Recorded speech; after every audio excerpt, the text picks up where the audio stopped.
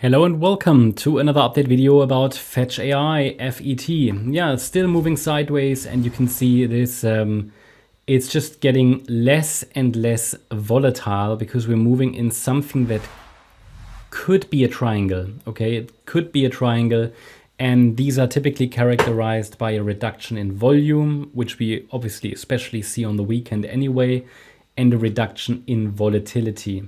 So the idea is, zooming out a little bit, that we are moving up here in what I consider an ABC structure. Wave A, wave B, wave C.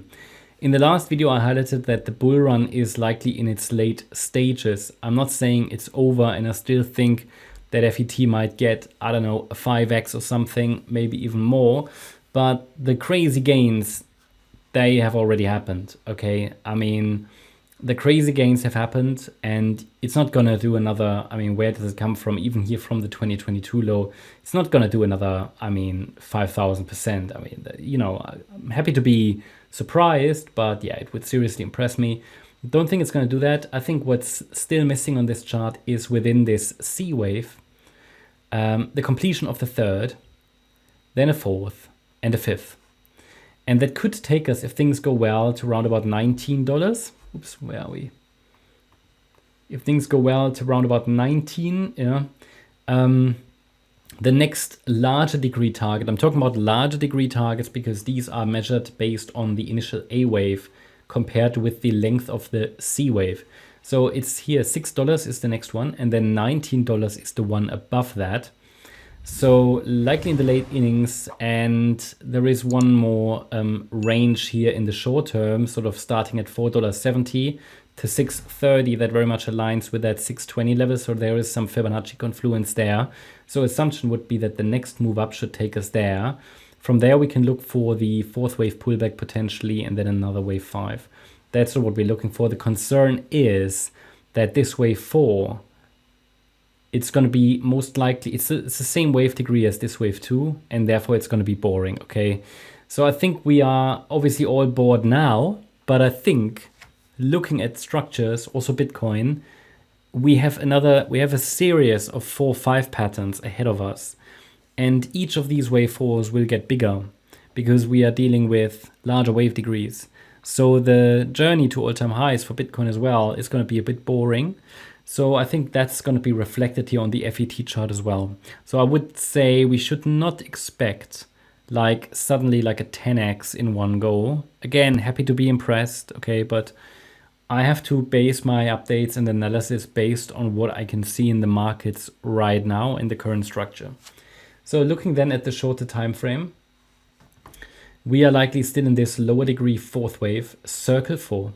Which should lead to a fifth wave to the upside, which could happen in 2 ways. I mean, it can happen in various ways, but I see 2 likely pathways.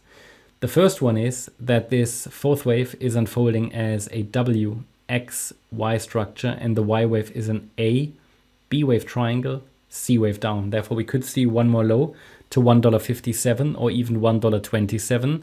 Below 127, I have to change my perspective because then the chart would be, let's say, more bearish than I'd like it to be. I don't want to see more than one more low on this chart. And the other pathway would be a direct breakout, but due to the corrective mess that we have here, I can tell you it's possible. We have reached already the trend reversal zone highlighted here in orange, but it's just not clearly bullish enough for me. I need to see some kind of a breakout to the upside, which would indicate that this is actually what the price plans to do. And I need to see minimally a break to the upside of the trend line. Better would be a break above what I've labeled here as wave 1 high in yellow. And that is a move above round about 263. That's what I would need to see to put the yellow count, let's say, in here as leading scenario. And then, yeah, then we could move up to like 470, right? 470, 630 maybe. So we have to be a bit patient, but I think a, let's say, move isn't far away, given that we're already quite far in this triangle. And typically these break after like 2/3 in the triangle. So let's see. And typically when the more and more contracted they get, the bigger the move afterwards. So we'll see. It's like stored energy that gets released.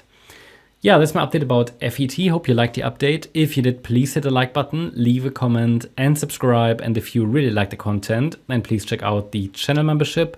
Also make sure that you follow us on Instagram and Twitter for additional content. Thanks a lot for watching. Bye-bye.